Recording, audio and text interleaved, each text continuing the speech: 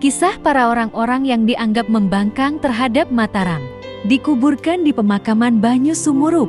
Kisahnya sebagai berikut, di-subscribe dulu, agar selalu menyimak sejarah Nusantara berikutnya. Terima kasih. Assalamualaikum warahmatullahi wabarakatuh. Kisah kelam Mataram di makam Banyu Sumurup. Peristirahatan orang yang dianggap musuh oleh Mataram. Makam Banyu Sumurup adalah sebuah pemakaman yang terletak di Dusun Banyu Sumurup, Giri Rejo, Imogiri, Bantul. Lokasinya berdekatan dengan pemakaman Imogiri. Komplek ini adalah pemakaman bagi orang-orang yang dianggap musuh negara oleh Amangkurat I.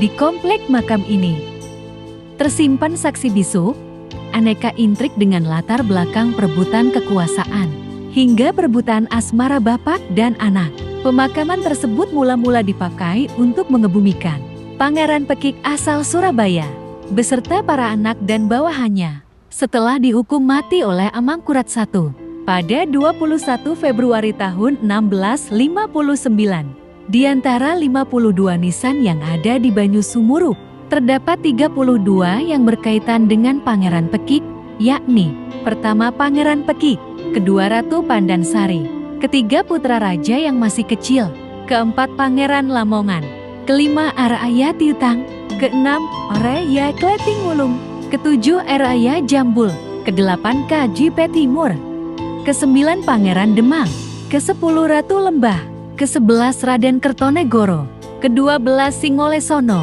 ke-13 Martapuro, ke-14 Kertonadi, ke-15 Wongsokusumo, ke-16 Jagaraga, ke-17 Cokronogoro, ke-18 Singorowo, ke-19 Janarutro, ke-20 Tomo, ke-21 Pawiro Tarung, ke-22 Hanggajoyo, ke-23 Raden Taundo, ke-24 Raden Lamongan, ke-25 Kertopuro, ke-26 Koryonegoro, ke-27 Wirokusumo, ke-28 Irawangso, ke-29 Wongso Sitro, ke-30 Wirosari, ke-31 Aryokusumo, ke-32 Atmojo Kusumo.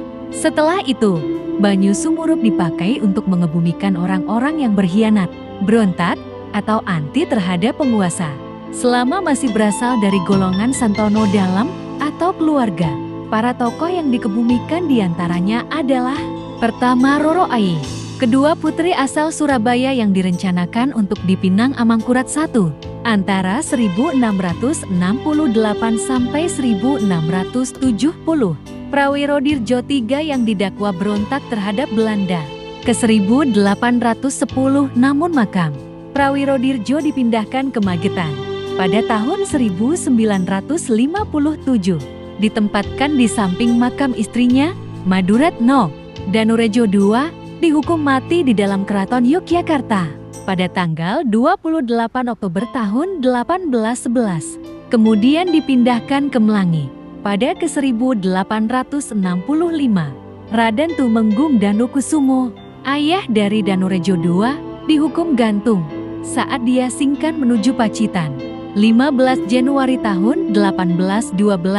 Kemudian dipindahkan ke Melangi pada tahun ke 1812. Pangeran Jayokusumo I dan dua putranya, yaitu Jayokusumo II dan Atmokusumo, yang berpihak pada Pangeran Diponegoro.